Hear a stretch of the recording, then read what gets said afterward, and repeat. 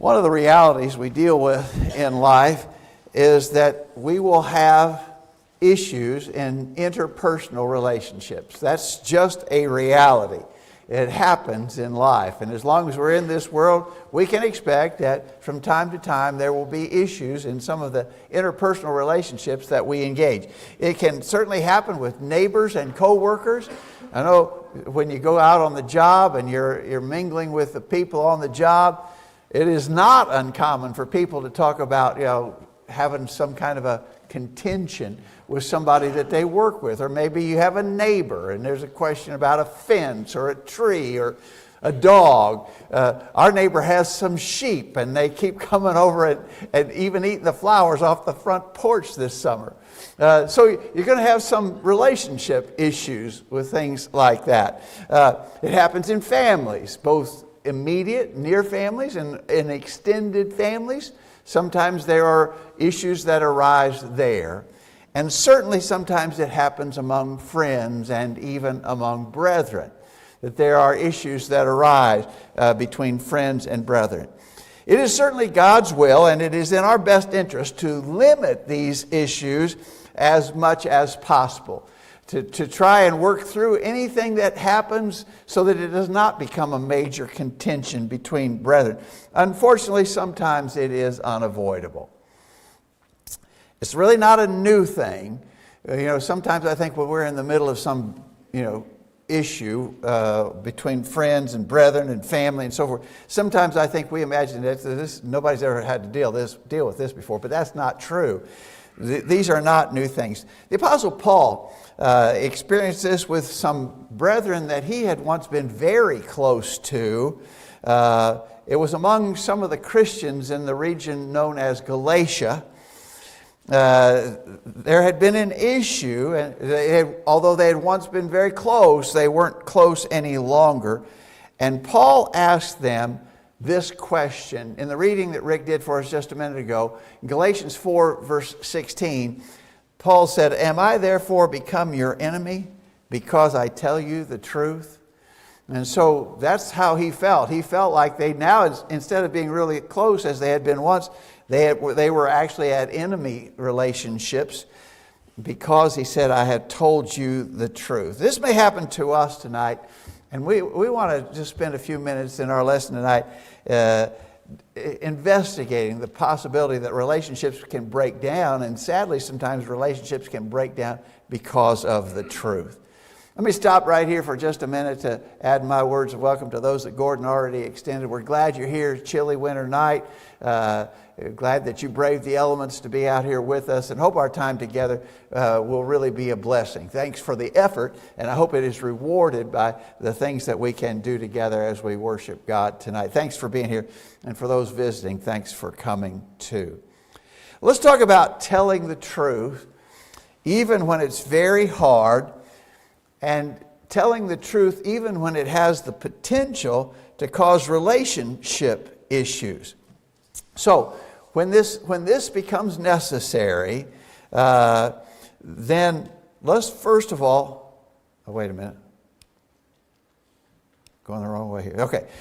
First of all, when this situation develops, let's talk about two essential requirements of the truth teller. Let's say that you are the one who's going to have to bring up this issue of truth with someone else, all right? Maybe a friend or a brother, but you've got to bring this up. It's a matter of truth. If you're going to bring it up, there's probably multiple requirements that we could add to this list, but I want to mention two extremely important ones. If you're the one who's going to have to bring this up, first of all, you must sincerely desire the true welfare of others. Right? We're not going to go to this person. We're not just looking to beat someone over the head. It's not the idea, I'm going to blast you with the truth whether you like it or not. That's not the attitude we want to possess. If we're the ones that are going to have to go to someone on this issue of truth, we ought to do it only if we have truly the best interest of the other person at heart. In 1 Thessalonians chapter 2, verse 7, Paul said, "We were gentle among you, like a nursing mother taking care of her own children." When Paul taught others, that's the way he felt about it. I mean, he had that kind of concern for the people that he was teaching, even when he had to rebuke them or correct them. He said, like a nursing mother taking care of her own children. That's a really graphic picture, isn't it? You think how much a mother cares for her infant child. And Paul said, I cared for you like that. And he said, I was gentle among you, like a nursing mother taking care of her own children. In 2 Corinthians chapter 2, Paul said, out of much affliction and anguish of heart, I wrote to you with many tears. Now stop there for a minute. Paul's talking about something that he had written. We believe that he's talking here about what we identify as the book of 1 Corinthians. And he said he wrote out of much affliction, out of anguish of heart, with many tears. Paul didn't enjoy this. Paul wasn't relishing the opportunity to be able to bash them. Oh boy, I've caught them in something. I'm going to beat them over the head with it. We remember that in the book of 1 Corinthians, there were a lot of issues that had to be corrected. Paul was not happy to be the one to have to do that. And he said, it wasn't so that you would be made sorrowful, but that you might know the love which I have especially for you. Paul did this because he loved them. And it really troubled him. He wasn't excited about having to do it. He didn't enjoy doing it, but he was doing it because they needed it and he loved them. So if you're the one who's going to have to do this job, if you or I have to be the one to address a situation, make sure we're doing it with the best of motives. We're really concerned about the well-being of that other person or persons. And certainly we cannot be hypocritical. If we're going to be the truth teller, we cannot be hypocritical. I think the very worst thing is when we make a rebuke to someone, and yet the fact of the matter is we're guilty of the same thing or maybe worse things. And that is the very idea or definition of hypocrisy, isn't it? I'm going to correct you, but the fact of the matter is I'm not even close to right. There's all kind. I may be doing the same thing you're doing, maybe doing worse things than you're doing, and yet I'm going to try to correct you. That kind of hypocrisy never works, right? And it's never successful. It looks very bad. Jesus' famous description of this kind of hypocrisy in Matthew 7, beginning verse 3. Why do you see the speck that is in your brother's eye, but do not notice the log that is in your own eye? Or how can you say to your brother, let me take the speck out of your eye, when there is a log in your own eye? You hypocrite, first take the log out of your own eye, then you will see clearly to take the speck out of your brother's eye. You know that text, of course, very well. But I'll tell you, if we can't correct others if we're going to play the hypocrite like Jesus is describing here. It doesn't work, and I'll tell you, it looks pretty bad too. So those two essential requirements exist for the one who's going to undertake this job. It's an issue of truth, and I got to talk to this other person about truth, but I got to have some basic right attitudes. As I said, I think you could probably increase the number of such requirements, but those two I just think are absolutely essential if we're going to do this work. Okay, now, if I'm going to do this, if I'm going to be the one who has to approach someone, how should such reproach be administered? Well, first of all, it must be based on a solid understanding of God's Word. If I'm going to be the one trying to correct someone else, I better know what I'm talking about. I know that you have likely had the experience of someone trying to correct you, and it was very obvious that they didn't even know what they were talking about. Now and I'm not just talking about in religious matters, maybe on the job or at school or in some other relationship that you engage. Someone is trying to correct you, and it is absolutely perfectly clear they don't know anything. They don't know what they're talking about. That doesn't work either, does it? So if you're going to be trying to correct someone or reprove someone, you got to make sure that you know what you're talking about, right? In 2 Timothy chapter 2, verses 14 and 15, Paul says, remind them of these things and charge them. Okay, I'm going to stop right there for a minute. So here was Timothy's assignment. Remind them of these things, charge them before God. Okay, this is what I want you to do, Timothy. You're a preacher, Timothy. You do this. You remind them. You charge them. But notice he goes on to say, do your best to present yourself to God as one approved, a worker who has no need to be ashamed, rightly handling the word of truth. If you're going to do this job, if you're going to remind them and charge them, if you're going to correct them, you're going to have to be a good student, Timothy. You're going to have to handle the word of truth accurately. And so that is obviously a necessity.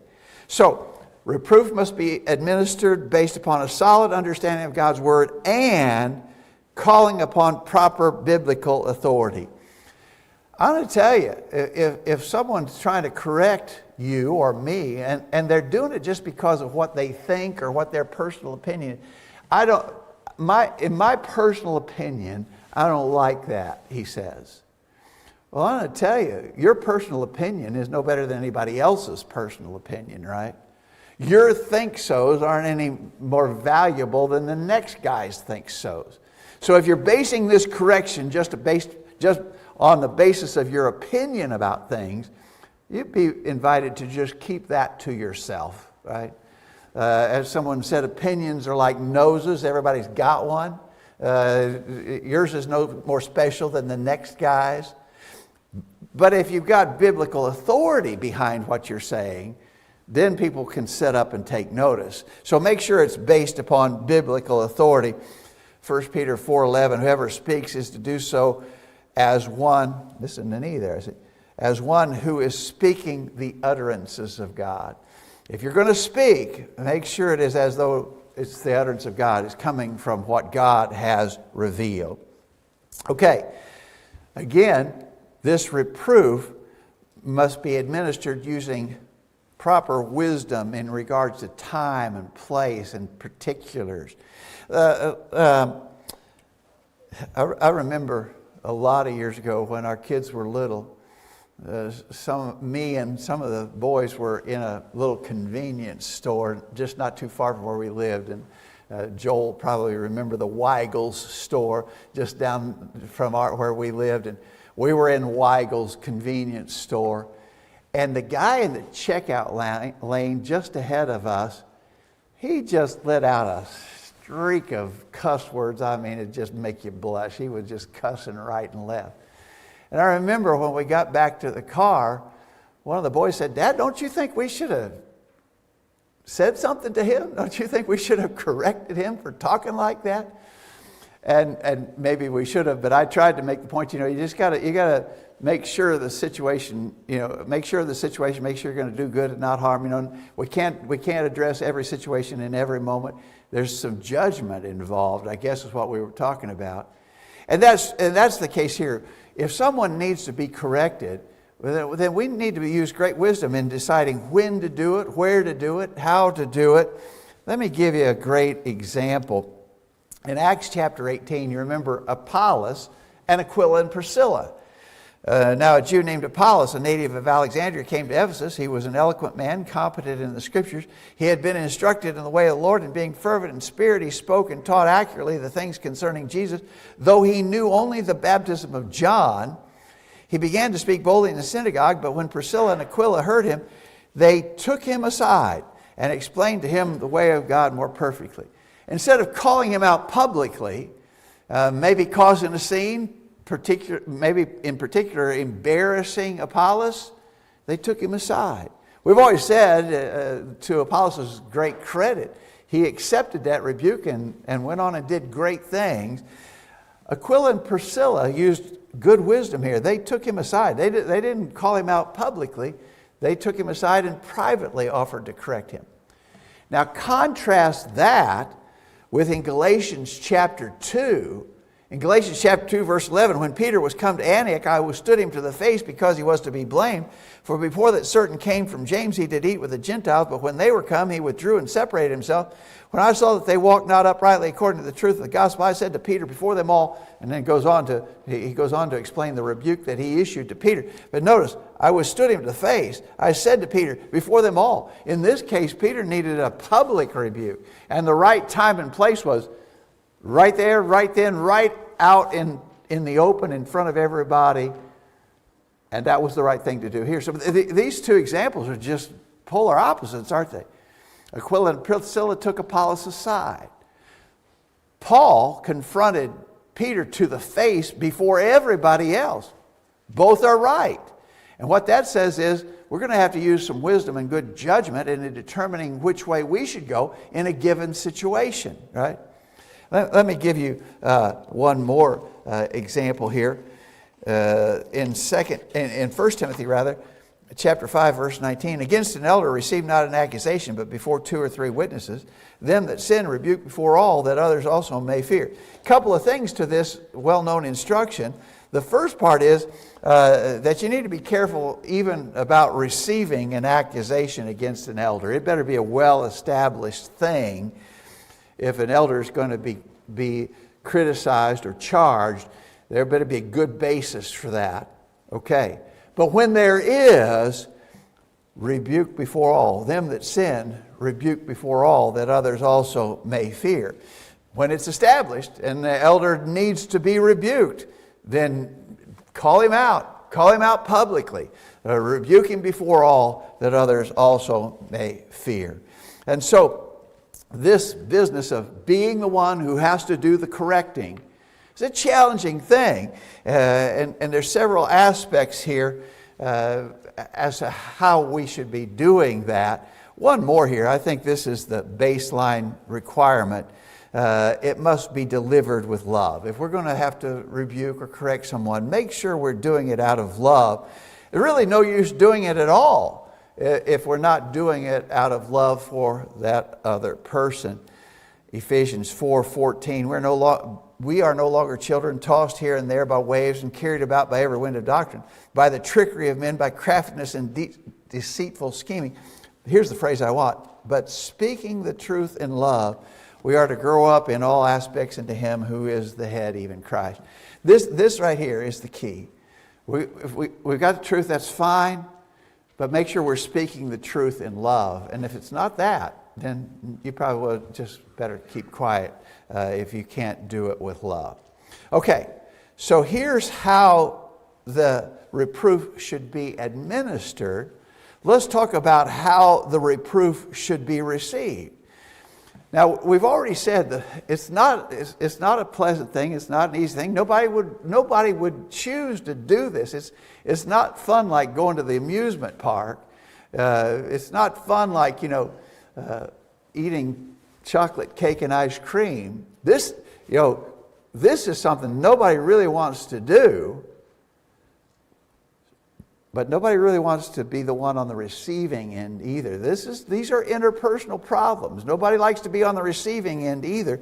So how should the reproof be received? Well, first of all, the reproof needs to be received with love for the truth. If we are truly committed and mature Christians, we ought to have a deep love for the truth. And that being the case, if I'm wrong or you're wrong, we should be willing to accept correction because it's a matter of truth, right? If we're really devoted to the truth and someone comes to me and says, you're wrong on this point. What you did is not right here. If I really love the truth, then I'm going to be willing to accept that. If truth is critical and important in my life, then I should be willing to receive that. In 2 Corinthians chapter 2, verse 10, it talks of those who are perishing. They're perishing because they refuse to love the truth and so to be saved. No love for the truth. And the result, they're perishing because they don't love the truth. We have a wonderful example from the man Cornelius in Acts chapter 10.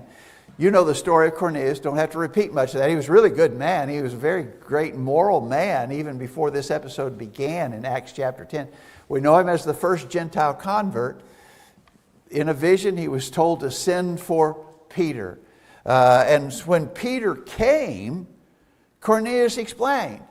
In Acts chapter 10, verse 30, Cornelius said, 4 days ago I was fasting until this hour, and at the 9th hour I prayed in my house, and behold, a man stood before me in bright clothing and said, Cornelius, thy prayer is heard, thine alms are had in remembrance in the sight of God. Send therefore to Joppa, and call hither Simon, whose surname is Peter. Immediately therefore I sent to thee, and thou hast well done that thou art come. Now therefore are we all here present before God to hear all things that are commanded thee of God. I want to tell you, Cornelius is an outstanding character in the Bible. Just everything about him, it seems really good.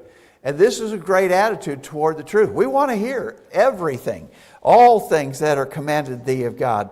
We want to hear it all. Don't keep anything back. And so that's the way we ought to be. We ought to have a love for the truth. And then, I didn't get this animated the way I wanted. Here's the next point. We need to receive the rebuke with a realization of the value of a needed rebuke. If I need a rebuke, there's real value in that. Again, it's not pleasant. Nobody likes to be told they're wrong. But if I need to be straightened out on something, and someone else, you or somebody else, is willing to do that for me, I need to realize that's a really valuable thing. You're providing a very valuable service to me. There's a great value in a needed, it has to be a needed thing. I mean, if it's not needed, then we'll just go on and do our thing. But if I need a rebuke, there's a great value in that. Proverbs chapter 27, verse 5, better is open rebuke than love that is concealed. Faithful are the wounds of a friend. A friend may have to wound me. You know, if I'm wrong, if I need correction, he may have to wound me. And I'll tell you, that's a good thing. Open rebuke is better than love concealed. Faithful are the wounds of a friend.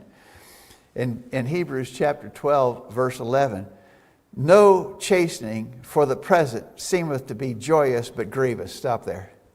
Isn't that just a truism? No chastening.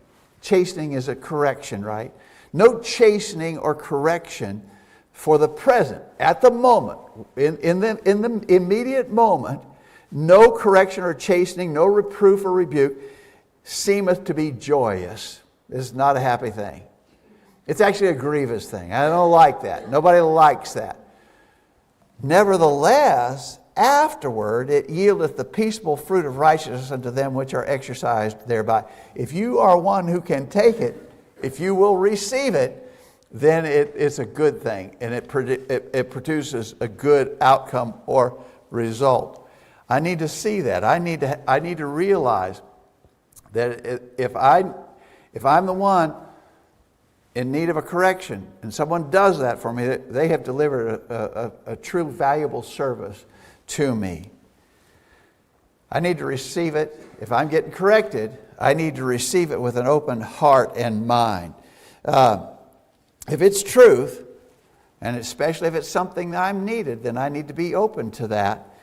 That was not the case with the religious elites in the day of Jesus. They were not open to the rebuke that he was giving them. And they became great enemies, didn't they? Jesus and the religious elites of his day were very much at odds with one another because they weren't open to what he was saying. Matthew 13:15, this people's heart is waxed gross, their ears are dull of hearing, and their eyes they have closed, lest at any time they should see with their eyes and hear with their ears and should understand with their heart and should be converted, and I should heal them. They had closed minds. They were not open to the truth, and therefore, obviously, even though Jesus was rebuking them and correcting them, it didn't do any good at all. And so, I think I hope you can see here that we've got sort of a two-sided coin here. How the reproof should be administered and how the reproof should be received. If this is going to work and if it's going to turn out well, both sides of this interpersonal relationship that we've got going on have to be doing their part and doing it well, or else we're just kind of doomed, right? So the reproof has to be administered correctly. It also has to be received correctly. If that happens, man, good things result. Now, why would someone regard a friend as an enemy because of truth? Now, we kind of come full circle, and I want to go back to what Paul said in Galatians 4, where Rick read earlier. In Galatians 4, verse 15, where is then the blessedness ye spake of? For I bear you record that if it had been possible, ye would have plucked out your own eyes and given them to me. Am I therefore become your enemy because I tell you the truth? So he says, where is this good talk, all this good times, all these good relationships that we enjoyed, and where is that? He said, I tell you how close we were. I bear you record that if it had been possible, you would have plucked out your own eyes and given them to me. They would have plucked out their eyes and given them to Paul. Kind of just an interesting side note. This is a statement from Paul that makes some people think that his thorn in the flesh was something to do with his eyes. That he was maybe in particular really afflicted with bad eyesight or some disease of the eye. Something was wrong with his eyes. There's some other statements in the writings of Paul that maybe could be used to support that conclusion. Nobody knows for sure. This is one of them. But just think of that. Whatever his thorn in the flesh was, this statement is pretty impressive. They were so close, him and these brethren in the churches of Galatia, they were so close. At one point, they were so close that they would have plucked out their own eyes and given them to Paul if that was even possible. He said, you would have done it. That's how close we were. Not so now. Not so now. He says, am I therefore become your enemy because I tell you the truth? Now he said they're an adversarial relationship. At once close relationship, now they're adversarial. They're like enemies. Am I become your enemy because I tell you the truth? Paul had to tell them some hard things. Paul had to reprove them and correct them. They didn't like it. They didn't take it well. And now he says they're an adversarial relationship. That's a sad thing when it happens. Paul had been very close with them, and it wasn't that way anymore. So why? The big question is why? How could that happen? Why would someone who once thought of another as a friend now think of him as an enemy because of truth? Why would the truth cause that outcome? Well, some suggestions here. Perhaps it's because the truth is often controversial, unpopular, and unpleasant. Matters of truth are not always pleasant, especially when I'm on the receiving end of a rebuke or a correction. It's not easy to give it. It's not easy to receive it. Honestly, that's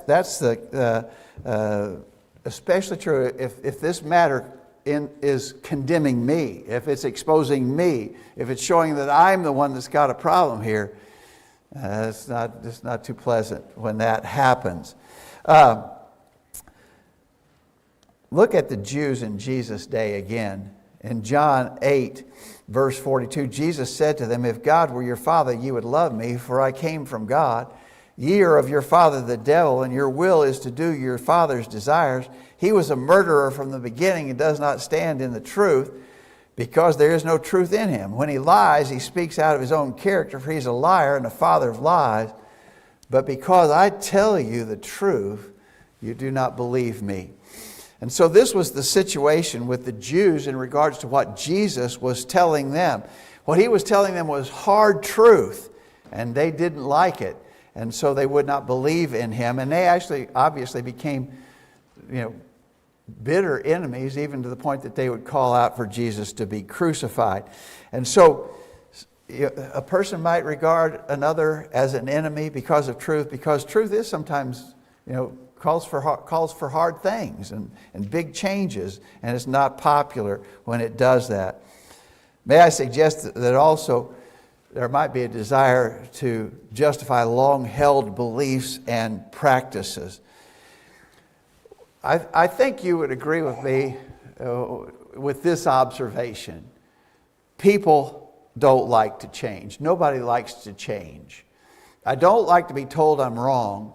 And then the next step, beyond not liking to be told I'm wrong, I don't like to have to change something and change the way I've been doing something for a long time. I don't like that, I don't like that in any realm. And man, I especially don't like that religiously. Don't be telling me I'm wrong. Don't expect me to change. I've been doing this. This has been my religious belief and practice for 50 years.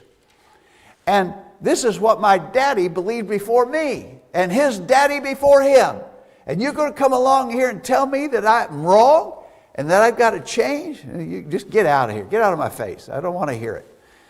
Unfortunately, that is too often the reaction, because people really want to justify long-held beliefs and practices. Let me remind you of the example of Stephen in Acts chapter 7. We call Stephen the first Christian martyr. He was preaching to his Jewish brethren, and he called them stiff-necked. He said, "You stiff-necked people, uncircumcised in heart and ears, you always resist the Holy Spirit. As your fathers did, so do you. Which of the prophets did your fathers not persecute? And they killed those who announced beforehand the coming of the righteous one, whom you have now betrayed and murdered." But there's what Stephen had to say to them. Pretty hard words, I think you would agree. They cried out with a loud voice, stopped their ears, and rushed together at him. Then they cast him out of the city and stoned him. Well, talk about a violent reaction to the truth. That's what the truth sometimes produces, violent reactions. Now, we won't get stoned. I'm pretty confident of that. I could say, I think with 100% certainty, that there's none of us here who are ever going to get stoned because we taught the truth. But I want to tell you, it can get pretty ugly.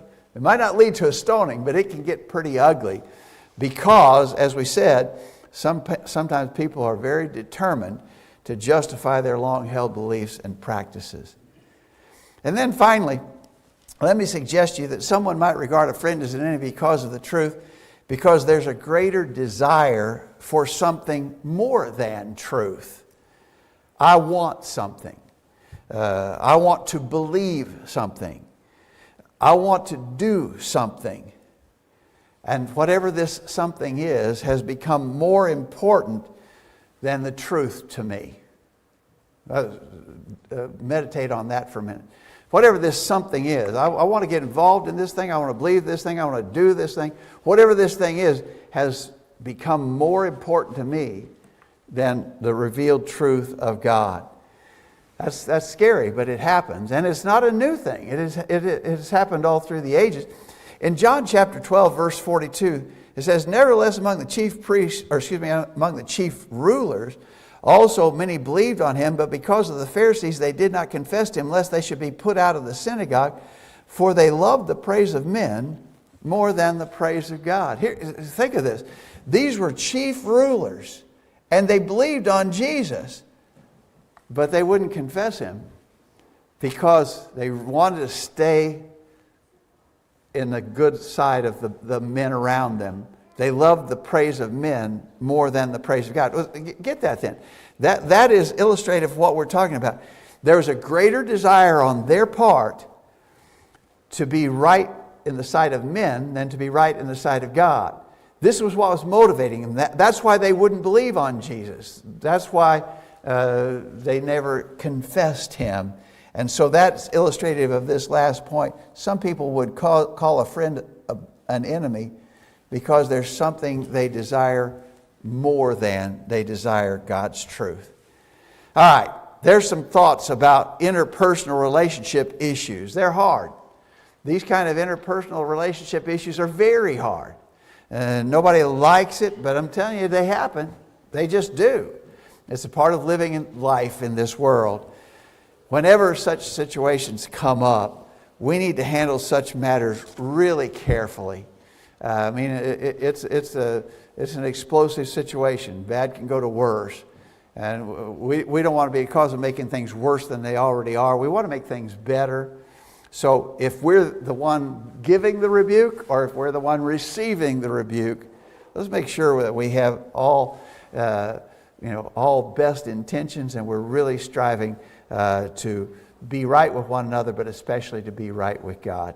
I hope our study tonight has been helpful, and hopefully we can make application of these kind of things as we live our day-to-day lives. Thanks for listening. We appreciate you so much. We're going to sing a song of invitation.